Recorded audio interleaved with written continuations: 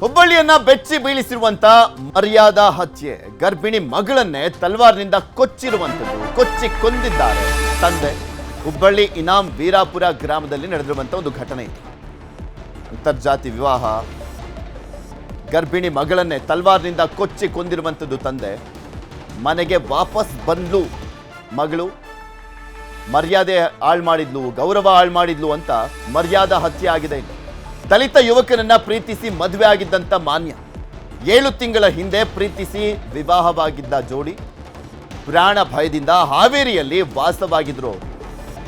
ಏನೋ ಮಾಡಿಬಿಡ್ತಾರೆ ಅನ್ನುವಂಥ ಕಾರಣಕ್ಕೋಸ್ಕರ ಪ್ರಾಣ ಭಯದಿಂದ ಹಾವೇರಿಯಲ್ಲೇ ವಾಸವಾಗಿದ್ರು. ಗಂಡ ವಿವೇಕಾನಂದ ಜೊತೆ ಊರಿಗೆ ಬಂದಿದ್ದಂಥ ಮಾನ್ಯ, ಊರಿಗೆ ಬಂದಾಗ ಮಾರಕಾಸ್ತ್ರಗಳಿಂದ ಭೀಕರವಾಗಿ ದಾಳಿಯನ್ನ ಮಾಡಲಾಗಿದೆ. ವಾಪಸ್ ಊರಿಗೆ ಬರ್ತಾರಲ್ಲ ಆ ಸಂದರ್ಭದಲ್ಲಿ ಮಾರಕಾಸ್ತ್ರಗಳಿಂದ ಭೀಕರ ದಾಳಿ ಮಾಡಲಾಗಿದೆ. ಮಾನ್ಯ ತಂದೆ ಹಾಗೂ ಸಂಬಂಧಿಕರಿಂದ ದಾಳಿಯನ್ನ ಮಾಡಲಾಗಿರುವಂಥದ್ದು. ಮಾನ್ಯ ಮತ್ತು ವಿವೇಕಾನಂದ ಸಂಬಂಧಿಕರ ಮೇಲೆ ದಾಳಿಯನ್ನ ಮಾಡಲಾಗಿದೆ. ಒಂದು ಮಗಳು ಮತ್ತೆ ವಿವೇಕಾನಂದ ಸಂಬಂಧಿಕರು ಅಂದರೆ ಮಾನ್ಯ ಗಂಡ ಕುಟುಂಬದವರು ಇರ್ತಾರಲ್ಲ ಅವ್ರ ಮೇಲೂ ಕೂಡ ದಾಳಿಯನ್ನ ಮಾಡಲಾಗಿದೆ. ತೀವ್ರವಾಗಿ ಗಾಯಗೊಂಡಿದ್ದಂಥ ಮಾನ್ಯ ಚಿಕಿತ್ಸೆ ಫಲಿಸದೆ ಸಾವನ್ನಪ್ಪಿದ್ದಾಳೆ. ದಾಳಿ ಆಗ್ತಾ ಇದ್ದಂತೆ ವಿವೇಕಾನಂದ ಮನೆಯಿಂದ ಪರಾರಿಯಾಗಿದ್ದಾನೆ. ದಾಳಿ ಆಗ್ತಾ ಇದ್ದಂಥ ಸಂದರ್ಭದಲ್ಲಿ ವಿವೇಕಾನಂದ ಪರಾರಿಯಾಗಿರುವಂಥದ್ದು. ಆದರೆ ಆತನ ಪತ್ನಿ ಸಾವನ್ನಪ್ಪಿದ್ಲು. ಮಾನ್ಯ 7 ತಿಂಗಳಾಗಿತ್ತು ಮದುವೆ ಆಗಿ. ಅಂತರ್ಜಾತಿ ವಿವಾಹ, ಈ ಮರ್ಯಾದಾ ಹತ್ಯೆಗಳು ನಡೀತಾ ಇರುವಂಥದ್ದೇ ಈ ರೀತಿಯಾಗಿ. ಅಂತರ್ಜಾತಿ ವಿವಾಹ, ಮನೇಲಿ ಒಪ್ಪಲಿಲ್ಲ ಅನ್ನುವ ಕಾರಣಕ್ಕೋಸ್ಕರ ಮದುವೆ ಆಗುವಂಥದ್ದು, ಮನೆಯಲ್ಲಿ ಒಪ್ಪದ ಹುಡುಗನ ಜೊತೆ ಓಡೋದಂಥ ಸಂದರ್ಭದಲ್ಲಿ ವಾಪಸ್ ಬಂದಾಗ ಮರ್ಯಾದೆ ಗೌರವ ಹಾಳು ಮಾಡಿದ್ರು ಅನ್ನುವಂಥ ಕಾರಣಕ್ಕೋಸ್ಕರ ಹತ್ಯೆಯನ್ನ ಮಾಡಲಾಗ್ತಾ ಇರುವಂಥ ಒಂದು ಕ್ರೂರ ಕೃತ್ಯ ಮುಂದುವರೆದಿದೆ. ಹುಬ್ಬಳ್ಳಿಯಲ್ಲಿ ಗರ್ಭಿಣಿಯಾಗಿದ್ದಂಥ ಮಗಳನ್ನೇ ಕೊಚ್ಚಿ ಕೊಲೆ ಮಾಡಿದ್ದಾರೆ. ಪ್ರತಾಪ್ ಗೌಡ ಪಾಟೀಲ್, ಮಾನ್ಯ ತಂದೆ.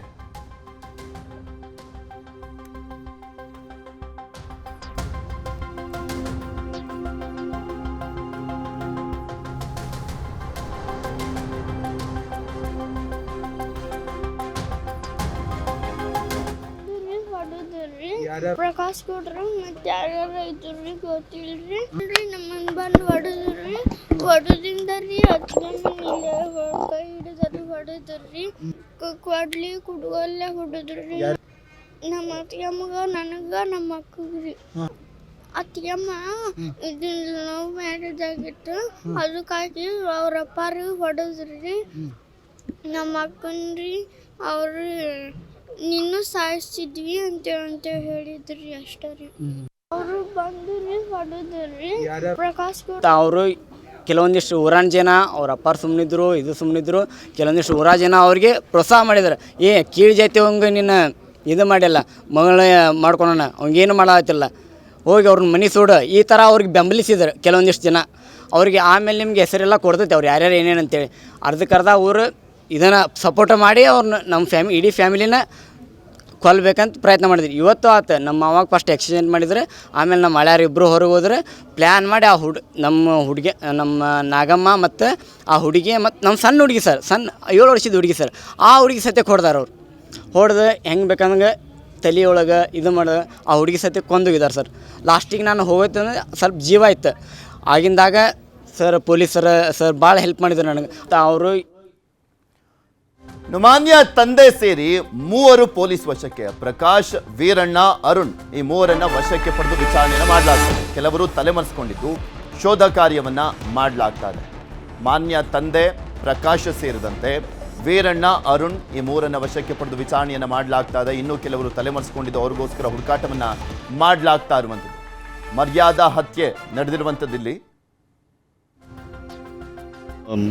ಫಾದರ್ ಇನ್ ಲಾ ಜಗಳ ಬಿಡ್ಸೋಕ್ಕೆ ಯಾರು ಬಂದರೆ ಅವ್ರದ್ದು ಸೊಸೆ ಮದರ್ ಇನ್ ಲಾ ರೇಣುಕಮ್ಮ ಅವ್ರಿಗೇನು ಅಸಾಲ್ಟ್ ಮಾಡಿದ್ದಾರೆ, ಮತ್ತು ಹೂವಮ್ಮ ಅವ್ರಿಗೇನು ಅಸಾಲ್ಟ್ ಮಾಡಿದ್ದಾರೆ. ಇದರಲ್ಲಿ ಹುಡುಗಿದು ಫಾದರ್ ಇನ್ ಲಾ ಅವ್ರಿಗೇನು ಅಸಾಲ್ಟ್, ಇದು ಕಳೆದ ಮೇ ತಿಂಗಳಲ್ಲಿ ವಿಕ್ಟಿಮ್ ಇದ್ದಾರೆ ಮಾನ್ಯ ಅಂತ. ಅವ್ರದ್ದು ಮದುವೆ ಆಗಿತ್ತು ವಿವೇಕಾನಂದ ಅಂತ ಹುಡುಗರ ಜೊತೆಗೆ. ಇದು ಹುಡುಗಿ ತಂದೆ ತಾಯಿ ಒಪ್ಪಿಲ್ಲ, ಹುಡುಗಿ ಫ್ಯಾಮಿಲಿ ಒಪ್ಪಿಲ್ಲ. ಬಹುಶಃ ಅದೇ ಕಾರಣ ಈಗ ಕಂಡು 3 ಜನ ಇಲ್ಲಿ ಆರೋಪಿಗಳು ಇದ್ದಾರೆ. ಪ್ರಕಾಶ್, ವೀರನ್ ಮತ್ತು ಅರುಣ್ ಅದು 3 ಜನಗೆ ನಾವು ವಶಕ್ಕೆ ಪಡೆದಿದ್ದೀವಿ. ಮತ್ತು ಈಗ ನಮ್ಮದು FIR ರಿಜಿಸ್ಟರ್ ಆಗ್ತಾ ಇದೆ. ಇದ್ರ ಬಗ್ಗೆ ಇನ್ನಷ್ಟು ಮಾಹಿತಿಯನ್ನು ಕೊಡ್ತಾ ಹೋಗ್ತಾರೆ ನಮ್ಮ ಹುಬ್ಬಳ್ಳಿಯ ಪ್ರತಿನಿಧಿ ಡಾಕ್ಟರ್ ಶಿವರಾಮ ಸುಂಡಿ ನಮ್ಮ ಜೊತೆ ನೇರ ಸಂಪರ್ಕದಲ್ಲಿ ಜಾಯ್ನ್ ಆಗಿದ್ದಾರೆ. ಶಿವರಾಮ ಸುಂಡಿ, ಮರ್ಯಾದಾ ಹತ್ಯೆ, ಕ್ರೂರವಾಗಿ ಹತ್ಯೆಯನ್ನ ಮಾಡಲಾಗಿರುವಂಥದ್ದು, ಯಾರು ಇರಲಿಲ್ವಾ ಆ ಟೈಮ್ನಲ್ಲಿ ಅವರನ್ನ ಬಿಡಿಸುವಂತ ನಿಟ್ಟಿನಲ್ಲಿ ಆ ಕಾಲೋನಿಲೆಲ್ಲ? ಆ ಪೃಥ್ವಿರಾಜ್ ಏನಂದರೆ ಮನೆಯಲ್ಲಿದ್ದವ್ರು ಮಾತ್ರ ಅವ್ರನ್ನ ಏನು ಪ್ರೊಟೆಕ್ಟ್ ಮಾಡಲಿಕ್ಕೆ ಟ್ರೈ ಮಾಡಿದ್ದಾರೆ. ಅಂದರೆ ಆಕೆನ ಏನು ಹಲ್ಲೆ ಮಾಡೋಂಥ ಸಂದರ್ಭದಲ್ಲಿ ರಕ್ಷಣೆ ಮಾಡಲಿಕ್ಕೆ ಟ್ರೈ ಮಾಡಿದ್ದಾರೆ. ಉಳಿದಂತೇನು ಊರವರು ಯಾರೂ ಸಹ ಈ ಒಂದು ರಕ್ಷಣೆ ಮಾಡಲಿಕ್ಕೆ ಪ್ರಯತ್ನ ಮಾಡಿಲ್ಲ. ಯಾಕಂದರೆ ಊರಲ್ಲಿನೇ ಭಾಳಷ್ಟು ಜನ ಏನಂದರೆ ಈ ರೀತಿ ಒಂದು ಕೆಳಜಾತಿಯ ಒಬ್ಬ ಯುವಕನ ಜೊತೆ ನಿಮ್ಮ ಹುಡುಗಿ ಓಡೋಗಿದ್ದಾಳೆ ಅಂತೇಳಿ ಪ್ರವೋಕ್ ಮಾಡಿದವ್ರ ಸಂಖ್ಯೆನೇ ಜಾಸ್ತಿ ಇತ್ತು. ಅಂದರೆ ಅವ್ರನ್ನ ಒಂದೇನು ಕೊಲೆ ಮಾಡಲಿಕ್ಕೆ ಒಂದು ಪಿತೂರಿ ಮಾಡಿದಂತಹ ಅವ್ರ ಸಂಖ್ಯೆನೇ ಜಾಸ್ತಿ ಇತ್ತು. ಹಾಗಾಗಿ ಏನು ಅವ್ರು ಯಾರೂ ಸಹ ಇವತ್ತಿನ ರಕ್ಷಣೆ ಮಾಡಲಿಕ್ಕೆ ಹೋಗಿಲ್ಲ. ಏನು ಏಕಾಏಕಿ ಮನೆಗೆ ನುಗ್ಗಿದಂತಹ ಏನು ಮಾನ್ಯ ತಂದೆ ಮತ್ತು ಅವರ ಸಂಬಂಧಿಕರು CCTV ಕ್ಯಾಮ್ರಾ ಹೊಡೆದಿದ್ದಾರೆ. ಜೊತೆಗೆ ಏನು ಅಲ್ಲಿದ್ದಂತಹ ಏನು ಮಾನ್ಯಾಳ ಮೇಲೆ ತೀವ್ರವಾಗಿ ಹಲ್ಲೆ ಮಾಡಿದ್ದಾರೆ. ಜೊತೆಗೆ ಏನು ಮನೆಯಲ್ಲಿದ್ದಂತಹ ಇತರರ ಮೇಲೂ ಸಹ ದಾಳಿ ಮಾಡಿದ್ದಾರೆ. ಮತ್ತು ಏನು ಬಾಲಕಿ ಮೇಲೂ ಸಹ ಹಲ್ಲೆ ಮಾಡೋದ್ರ ಜೊತೆಗೆ ನಿನಗೆ ಜೀವಂತ ಇಡಲಿಕ್ಕೆ ಯಾಕೆ ಕಾರಣ ಅಂದರೆ ನೀನು ಹೋಗಿ ಅಲ್ಲಿ ಈ ರೀತಿ ಮಾಡಿದಾರಂತ ಹೇಳಲಿಕ್ಕಂತೇಳಿ ನಿನಗೆ ಬಿಟ್ಟಿದ್ದೇನೋ ಒಂದು ಮಾತನ್ನು ಎಚ್ಚರಿಕೆಯನ್ನು ಸಹ ಕೊಟ್ಟಿದ್ದಾರೆ. ಒಟ್ಟಾರೆ ಏನು ಇಡೀ ಗ್ರಾಮದಲ್ಲಿ ಸಾಕಷ್ಟು ಜನ ಇದ್ದರೂ ಸಹ ಯಾರೂ ಸಹ ಏನು ಆ ಒಂದು ಕೃತ್ಯನ ತಡಿಲಿಕ್ಕೆ ಪ್ರಯತ್ನ ಮಾಡಿಲ್ಲ. ಮತ್ತು ಕೆಲವೊಬ್ಬರು ಅದಕ್ಕೆ ಪ್ರವೋಕ್ ಆಗಿ ಮಾಡಿರೋದು ಸಹ ಇದಕ್ಕೆ ಮುಖ್ಯ ಕಾರಣ ಅಂತ ಹೇಳ್ಬೋದು. ಒಟ್ಟಾರೆ ಏನು ಈ ರೀತಿ ಏನು ಮರ್ಯಾದೆ ಅನ್ನೋ ಒಂದು ಕಾರಣಕ್ಕಾಗಿಯೇ ಈ ರೀತಿ ಒಂದು ಕೃತ್ಯ ನಡೆದಿದ್ದು. ಗ್ರಾಮಸ್ಥರು ಸಹ ಯಾವುದೇ ರೀತಿಯ ಆ ಯುವತಿ ರಕ್ಷಣೆಗೆ ಮುಂದಾಗಿಲ್ಲ. ಹಾಗಾಗಿನೇ ಆಕೆ ಸಾವನ್ನಪ್ಪಿದ್ದಾಳೆ. ಆಕೆಯ ಶವವನ್ನು ಈಗ ಕಿಮ್ಸ್ ಶವಾಗಾರಕ್ಕೆ ಶಿಫ್ಟ್ ಮಾಡಲಾಗಿದೆ. ಕೆಲವೇ ಹೊತ್ತಲ್ಲಿ ಏನಂದರೆ ಆಕೆ ಮರಣೋತ್ತರ ಪರೀಕ್ಷೆ ನಡೆಸಿದ ನಂತರ ಆ ಶವವನ್ನು ಕುಟುಂಬಸ್ಥರಿಗೆ ಹಸ್ತಾಂತರ ಮಾಡಲಾಗುತ್ತೆ. ಶವವನ್ನು ಏನು ಅದೇ ಗ್ರಾಮದಲ್ಲಿ ಏನು ಅಂತ್ಯಕ್ರಿಯೆ ಮಾಡಲಿಕ್ಕೂ ಸಹ ಈಗ ಕುಟುಂಬಸ್ಥರು ತೀರ್ಮಾನ ಮಾಡಿದ್ದಾರೆ. ಪೃಥ್ವಿರಾಜ್, ಈಗ ಮದುವೆ ಆಗಿದ್ನಲ್ಲ, ವಿವೇಕಾನಂದ ಎಲ್ಲೋ ಪರಾರಿ ಆಗಿದ್ನಲ್ಲ, ಅವನು ವಾಪಸ್ ಬಂದಿದ್ದಾನ? ಮತ್ತೆ ಈ ಮಾನ್ಯ ಜೊತೆ ಇನ್ನೂ ಕೆಲವ್ರ ಮೇಲೆ ಹಲ್ಲೆಯನ್ನು ಮಾಡಲಾಗಿತ್ತಲ್ಲ, ಅವ್ರ ಪರಿಸ್ಥಿತಿ ಎಲ್ಲ ಹೇಗಿದೆ? ಇನ್ನು ಇವ್ರಿಗೆ ಪ್ರವೋಕ್ ಮಾಡಿದ್ರಲ್ಲ, ಅದು ಕೂಡ ಅಪರಾಧ. ಅವ್ರನ್ನೂ ಯಾರನ್ನಾದ್ರೂ ಅರೆಸ್ಟ್ ಮಾಡಲಾಗ್ತಾ ಇದೆಯಾ ಹೇಗೆ? ಈಗ ಸದ್ಯಕ್ಕೆ ಮೂವರು ಅಂದರೆ ಈಗೇನು ಮಾನ್ಯಾಳ ತಂದೆ ಪ್ರಕಾಶ್ ಗೌಡ ಪಾಟೀಲ್ ಇರ್ಬೋದು ಮತ್ತು ಸೇರಿ ಒಟ್ಟು ಅವ್ರ ಸಂಬಂಧಿಕರು 3 ಮಂದಿನ ಅರೆಸ್ಟ್ ಮಾಡಲಾಗಿದೆ. ಈಗೇನು ಉಳಿದವ್ರು ಯಾರು ಅಂದರೆ ಈಗೇನು ಪಿತೂರಿ ಮಾಡಿದಾರಂತೇನು ಹೇಳ್ತಾ ಇದ್ದಾರಲ್ಲ, ಅದ್ರ ಬಗ್ಗೆ ಸಹ ತನಿಖೆ ಮಾಡ್ತಾ ಇದ್ದಾರೆ. ಈಗೇನು ಇವರು ವಶಕ್ಕೆ ಪಡೆದು ಎಂಕ್ವೈರಿ ಮಾಡ್ತಾ ಇದ್ದಾರೆ. ಯಾರ್ಯಾರು ಅದ್ರ ಹಿಂದಿದ್ದಾರೆ ಮತ್ತು ಯಾರ್ಯಾರು ಪ್ರವೋಕ್ ಮಾಡಿದ್ರು ಅದ್ರ ಬಗ್ಗೆ ಸಹ ಪೊಲೀಸರು ತನಿಖೆ ಮಾಡ್ತಾ ಇದ್ದಾರೆ. ಏನು ಆ ಸಂದರ್ಭದಲ್ಲಿ ಏನು ಘಟನೆ ನಡೆದಂಥ ಸಂದರ್ಭದಲ್ಲಿ ವಿವೇಕಾನಂದ ಮನೆಯಲ್ಲಿರಲಿಲ್ಲ. ಅಂದರೆ ಈ ವಿವೇಕಾನಂದ ಮನೆಯಲ್ಲಿ ಇರಲಾರ್ದನ್ನು ನೋಡಿಬಿಟ್ಟೆ ಏನೊಂದು ಏಕಾಏಕಿ ದಾಳಿ ಮಾಡಿದ್ದಾರೆ. ಈ ರೀತಿ ಏನು ಮಾರಕಾಸ್ತ್ರಗಳಿಂದ ದಾಳಿ ಮಾಡಿ ದಾಳಿ ಮಾಡಿದ್ದಾರೆ.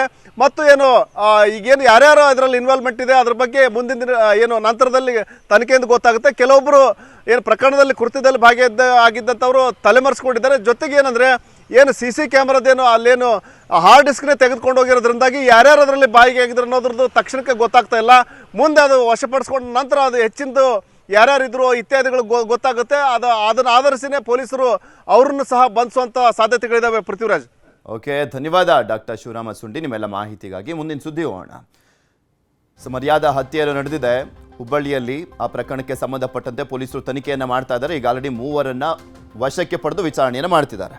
ಇನ್ನು ಇದೇ ವಿಚಾರಕ್ಕೆ ಸಂಬಂಧಪಟ್ಟಂತೆ ಮಾತಾಡಲಿಕ್ಕೆ ನಮ್ಮ ಜೊತೆ ಶ್ರೀಧರ ಕಂದಗಲ್, ದಲಿತ ಮುಖಂಡರು, ದೂರವಾಣಿ ಸಂಪರ್ಕದಲ್ಲಿ ಜಾಯ್ನ್ ಆಗಿದ್ದಾರೆ. ನಮಸ್ಕಾರ ಶ್ರೀಧರ್ ಅವರೇ. ಸರ್ ನಮಸ್ಕಾರ. ಈ ರೀತಿಯಾದಂಥ ಘಟನೆಗಳನ್ನು ನೋಡಿದಾಗ ಇನ್ನೂ ಯಾವಾಗ ಸಮಾಜ ಎಚ್ಚೆತ್ಕೊಳ್ಳೋದು, ಇನ್ನೂ ಯಾವಾಗ ಬುದ್ಧಿ ಬರೋದು ಅಂತ ಅನ್ನಿಸ್ತಾ ಇರುತ್ತೆ. ಈ ಒಂದು ಘಟನೆ ಅಂದ್ರೆ ನೀವು ಆ ಊರಿನವರೇನಾ? ಇಲ್ಲ ಸರ್, ನಾವು ಧಾರವಾಡ ನಾವು ಹುಬ್ಬಳ್ಳಿಯವ್ರೆ. ಈ ಘಟನೆಗೆ ಈ ಹಿಂದಕ್ಕೆ ಲವ್ ಮ್ಯಾರೇಜ್, ಆ ಹುಡುಗಿಗೆ ನಾವು ಸಾಕಷ್ಟು ಈ ಲವ್ ವಿಚಾರ ಆದಾಗ ನಾವೇ ಇನ್ವಾಲ್ವ್ ಆಗಿದ್ವಿ ಸರ್ ಇದರಲ್ಲಿ. ಈ ಇನ್ವಾಲ್ವ್ ಆದಾಗ ಆ ಹುಡುಗಿಗೆ ನಾವು ಸಾಕಷ್ಟು ಹೇಳಿದೆ ಸರ್ ಮಾನ್ಯಗೆ. ಇಲ್ಲ, ನಿಮ್ಮ ತಂದೆ ಇಡೀ ಊರಿಗೆ ಸಾಹುಕಾರ, ಇವರು ಇರೋದು ನಮ್ಮ ಕುಟುಂಬಗಳು, ನಮ್ಮ ದಲಿತ ಕುಟುಂಬಗಳು ಕೇವಲ 3 ಇರೋದು. ನಿಮ್ಮ ತಂದೆಯವರು ಈಗಾಗಲೇ ಸಾಕಷ್ಟು ನಮಗೆ ಒತ್ತಡ ಏರಿ ನನ್ನ ಮಗಳನ್ನ ಕೊಟ್ಟುಬಿಡಿ, ನನ್ನ ಮಗಳ ನಾನು ಅಮೆರಿಕಕ್ಕೆ ಕಳಿಸ್ತೀನಿ ಅಂತ ಹೇಳ್ತಾ ಇದ್ದಾರೆ. ದಯಮಾಡಿ ಅಮ್ಮ, ನಿನಗೆ ಬೇಡ ಅಂತೇಳಿ ಹುಡುಗನ ತಂದೆ ಮರಿಯಪ್ಪ ಆತ ಕಾಲು ಬಿದ್ದ ಸರ್ ನಮ್ಮ ಮುಂದೆ. ಬೇಡಮ್ಮ, ನಮಗೂ ನಿಮ್ಗೆ ಹೊಂದಂಗಿಲ್ಲ, ನಮ್ಮ ಜಾತಿಗೆ ನಿಮ್ಮ ಮೇಲ್ಜಾತಿ ಅಂತೇಳಿ ನಿಮ್ಮ ತಂದೆಯವರು ಸಾಕಷ್ಟು ಒತ್ತಡ ಇರ್ತಿರ್ತಾರೆ. ನನ್ನ ಮಗನ ನಾಳೆ ಬಿಡೋದಿಲ್ಲ ಅಂದ್ರು. ಇದೇ ಹುಡುಗಿ ಹತ್ಯೆ ಆಗಿದ್ದಾಳಲ್ಲ ಸರ್, ಇದೇ ಹುಡುಗಿ ನನ್ನ ಮದುವೆ ಮಾಡಿಲ್ಲ ಅಂದ್ರೆ ನಾನು ಸುಸೈಡ್ ಮಾಡ್ಕೊಂತೀನಿ ಅಂತೇಳಿ ನಿರ್ಧಾರ ಆಗ್ತಾಳ ಸರ್. ಇದು ಪೊಲೀಸ್ ಸ್ಟೇಷನ್ದಲ್ಲೇ ಆದಂತ ಘಟನೆ, ಗ್ರಾಮೀಣ ಪೊಲೀಸ್ ಸ್ಟೇಷನ್ ಆದಂತ ಘಟನೆ. ಓಕೆ, ಬೆಳಿಗ್ಗೆ ಆ ಹುಡುಗಿ ಹಾ ಸರ್. ಎಷ್ಟು ವರ್ಷ ಹುಡುಗಿಗೆ ವಯಸ್ಸು? ಏನು ಓದ್ತಿದ್ಲು? ಆ ಹುಡುಗಿಗೆ ವರ್ಷ 20 ಸರ್. 20 ಸರ್. 20. Okay okay. ಅವನೇನ್ ಮಾಡ್ದ ಅಂದ್ರೆ ಇಬ್ರು ಒಟ್ಟಿಗೆ ಓದ್ತಾ ಇದ್ದಂತವ್ರ ಇಬ್ರು ಕಾಲೇಜ್ಗೆ ಹೋಗುವಾಗ ಇನ್ಸ್ಟಾಗ್ರಾಮ್ ನಲ್ಲಿ ಭೇಟಿ ಏನಂದ್ರೆ ಟಚ್ ಆಗಿತ್ತು ಸರ್. ಅಲ್ಲಿಂದ ಮೆಸೇಜ್ ಮಾಡ್ತಾ ಪ್ರೀತಿಗೆ ಬದಲಾಗೈತೆ ಸರ್ ಇದು. ಒಂದೇ ಕಾಲೇಜು ಹಾ, ಕಾಲೇಜ್ ಸ್ಟೋರಿ ಅಲ್ಲ ಸರ್. ಇವನು ಧಾರವಾಡದಲ್ಲಿ ಇದ್ದಾಗ ಹಂಗೆ ಇನ್ಸ್ಟಾಗ್ರಾಮ್ ಅಲ್ಲಿ ಆದಾಗ ಇದು ಪ್ರೀತಿಗೆ ಬದಲಾಗಿ ಇದು ಯಾವಾಗ ಇವಳೇ ಅವ್ನನ್ನ ಕರ್ಕೊಂಡು ಹೋಗಿರ್ತಾಳೆ ಸರ್ ಉಡ್ಸ್ಕೊಂಡು, ಅಂದ್ರೆ ಫರಾರಿ ಆಗಿರ್ತಾರೆ. ಅದು ಸ್ಟೇಷನ್ದಲ್ಲಿ ಕಂಪ್ಲೇಂಟ್ ಆದಾಗ ಅವ್ರ ತಂದೆ ಸಾಕಷ್ಟು ಒತ್ತಡ ಅವಾಗಲೇ ಏರಿರ್ತಾರೆ. ಅವ್ರ ತಂದೆಗೂ ಅವಾಗಲೇ ಹೇಳಿರ್ತಾರೆ, ನನ್ನ ನಿನ್ನ ಮಗ ಮದುವೆ ಆಗಿದ್ರೆ ಆದ್ರೆ ನಿನ್ನ ಮಗನ ನಾನು ನಿನ್ನನ್ನ ಮತ್ತೆ ನಿನ್ನ ಮಗನ ಯಾವುದೇ ಕಾರಣಕ್ಕೂ ಈ ಊರಲ್ಲ ಇಡೀ ಈ ಪ್ರಪಂಚದಲ್ಲೇ ಇರಾಕ್ ಕೊಡೋದಿಲ್ಲ ಅಂದ್ರೆ ಅವಾಗ್ಲೇ ಓಡು ಹೋಗಿದ್ದ ದಿನಾನೇ ಹೇಳಿರ್ತಾನ ಅವ್ರ ತಂದೆ. ಅಲ್ಲ ಓಕೆ, ಈಗ ನೀವು ಆ ಮಾನ್ಯಗೆ ಬುದ್ಧಿ ಹೇಳಿದ್ರಿ, ಬೇಡ ನಿಮ್ ತಂದೆ ಏನೋ ಇರೋದೇ 3 ದಲಿತ ಕುಟುಂಬ ಅಂತ. ವಿವೇಕಾನಂದಾಗ ಹೇಳಿರ್ಲಿಲ್ವಾ? ವಿವೇಕಾನಂದಗೂ ಹೇಳಿದಾಗ ವಿವೇಕಾನಂದ ಬೇಡ, ಯಾರಿಗೂ ನಮ್ಮ ಸಂಘಟನೆದವ್ರಿಗೂ ನಮ್ಮ ಕುಟುಂಬಕ್ಕೆ ಯಾರಿಗೂ ಇಷ್ಟ ಇಲ್ಲ ಅಂತ ಅವನೂ ಕೂಡ ಇದ್ರಲ್ಲಿ ರಿಕ್ವೆಸ್ಟ್ ಮಾಡ್ತಾನ ಸರ್, ನಮ್ಮ ಮುಂದೆ ಮಾಡ್ತಾನ. ಅವನಾದ್ರೆ ಮಾಡ್ಬೋದಿತ್ತಲ್ಲ, ಸುಮ್ಮನೆ ಇರೋದು 3 ಕುಟುಂಬ, ಮತ್ತೇನಾಗೋಗ್ಬಿಡುತ್ತೋ ಏನೋ ಅಂತ ಆತಂಕದಲ್ಲೇ ಅಟ್ಲೀಸ್ಟ್ ಹೇಳಿದರೆ, ಬುದ್ಧಿ ಹೇಳಿದರೆ ಸರಿಯಾಗಿರೋದಾ ಏನೋ. ಹಾಗಾಗಿ ಸರ್ ಕಡೆಗೆ ಡಿಸೈಡ್ ಏನಾಯ್ತು ಸರ್, ಪೊಲೀಸ್ ಇಲಾಖೆ ನಾವು ಇಲ್ಲ ಇವ್ರನ್ನ ಕಂಟಿನ್ಯೂ ಹೊರಗಡೆ ಇಟ್ಟು ಜೀವನ ಮಾಡ್ಬೇಕಾಕೈತೆ ಅಂತೇಳಿ ಅವರ ತಂದೆ, ಅವ್ರ ಅಣ್ಣತಮ್ಮರು, ಕಾಕಂದ್ರು ಎಲ್ಲ ಕಡೆನೂ ಬರ್ಸ್ಕೊಂಡು ಇವ್ರನ್ನ ಹಾವೇರಿಯಲ್ಲಿ ಇಡ್ತೀವಿ ಸರ್. ಇವರು ಹಾವೇರಿಗೆ ಹೋಗಿ ಚೆಕ್ ಮಾಡ್ತಾರೆ. ಆ ನಂತರ ಧಾರವಾಡದಲ್ಲಿ ಶಿವಳ್ಳಿ ಗ್ರಾಮ, ಆ ಶಿವಳ್ಳಿ ಗ್ರಾಮದಲ್ಲೂ ಹೋಗಿ ಅವ್ರನ್ನ ಹುಡುಕಾಡ್ತಾರೆ ಸರ್. ಒಟ್ಟು ಎಲ್ಲಾದ್ರೂ ಸಿಕ್ಕರೆ ಅವ್ರನ್ನ ಕೊಲೆ ಮಾಡ್ಲೇಬೇಕನ್ನೋದು ಅವ್ರ ಉದ್ದೇಶ ಸರ್. ಆ ನಂತರ ಶಿವಳ್ಳಿಯಿಂದ ಧಾರವಾಡ ಗ್ರಾಮೀಣದಲ್ಲೂ ಬಾಂಡ್ ಜೀವ ಬೆದರಿಕೆ ಕೇಸ್ ಕೊಡ್ತಾರೆ ಸರ್. ಅಲ್ಲಿನೂ ಕೂಡ ಬಾಂಡ್ ಬರ್ಸ್ಕೊಂಡಿದ್ದಾರೆ ಆ ಕುಟುಂಬದ ಹತ್ರ. ಯಾರು ಎಷ್ಟೇ ಬೇಲ್ ಬರ್ಸ್ಕೊಂಡು ಕಾನೂನು ಪ್ರಕಾರ ಎಷ್ಟೇ ಸ್ಟ್ರಿಕ್ ಮಾಡಿದ್ರು ಕೂಡ ಇವತ್ತೀಗ ಆ ಹತ್ಯೆ ಆಗೈತೆ ಅಂದ್ರೆ ಬಹಳ ಹೃದಯ ವಿಗ್ರಹ. ನೀವೆಲ್ಲ ಹುಡುಗಿಗೆ ಬುದ್ಧಿ ಹೇಳ್ಬೇಕಾದ್ರೆ ಅವ್ರ ತಂದೆ ಎಲ್ಲ ಇರ್ಲಿಲ್ವಾ? ಅವ್ರ ತಂದೆನೂ ಬಂದಿದ್ರಾ? ಅವ್ರ ತಂದೆ ಅವ್ರ ತಂದೆ ಎಲ್ಲ ಕರ್ಸಿದಾರ ಸರ್. ಅವ್ರು ಸಂಬಂಧಪಟ್ಟವ್ರು ಈಗೇನ್ ಮರ್ಡರ್ ಅಲ್ಲಿ ಇದಾರಲ್ಲ ಸರ್, ಅಷ್ಟೂರ್ನು ಕರ್ಸಿದಾರ. ಇನ್ನೂ 10 ಮಂದಿ ಇದಾರ ಸರ್ ಟೋಟಲ್. ಅವ್ರನ್ನೂ ಕರ್ಸಿದಾರ. ಎಲ್ಲಾರು ಕರ್ಸಿ ಬೇಲ್ ಮೇಲೆ ಬಾಂಡ್ ಮೇಲೆ ಒಂದು ಸಿಗ್ನೇಚರ್ ಮಾಡ್ತಾರ ಸರ್, ಇಂತ ಇವ್ರ ವಿಷಯಕ್ಕೆ ಹೋಗೋದಿಲ್ಲ ಅಂತೇಳಿ. ಇವೆರಡು SP ಗೊತ್ತಿದೆ, DYSP ಗೊತ್ತಿದೆ ಸರ್, ಎಲ್ಲಾ ಗೊತ್ತಿದೆ. ಆದ್ರೂ ಯಾವುದೇ ಕಾನೂನಿಗೆ ತಲೆ ಕೆಡಿಸ್ಕೊಳ್ಳಾರ್ದನ ಈ ಒಂದು ಘಟನೆ ಇಡೀ ಮನುಕುಲವೇ ಕೆಟ್ಟ ಇಂಥದೊಂದು ಆಗ್ಬಾರ್ದು ಸರ್. 7 ತಿಂಗಳು ಗರ್ಭಿಣಿ ಸರ್ ಅವ್ರ ಪಾಪ. ಕೊಡ್ಲಿಯಿಂದ ಹೊಡೆದಿದ ಎತ್ತ ತಂದೆನೆ ಹೊಡೆದ ಸರ್ ಕೊಡ್ಲಿಯಿಂದ. ಅವರು ಈಗ ಜೀವನ ಪರ್ಯಂತ ಜೈಲಲ್ಲಿ ಕೊಳಿಯಂಗಾಗತ್ತಷ್ಟೇ, ಹಂಗೆ ಆಗೋಗಿರೋದು ಈಗ ಮರ್ಯಾದಾ ಹತ್ಯೆಯಲ್ಲಿ. ಎಲ್ಲದೂ ಹಾಳಾಗೋವರೆಗೂ ನಾವು ಬಿಡೋದು. ಓಕೆ, ಧನ್ಯವಾದ ಶ್ರೀಧರ್ ಅವರೇ ನ್ಯೂಸ್ 18 ಜೊತೆ ಮಾತನಾಡಿದ್ದಕ್ಕೆ.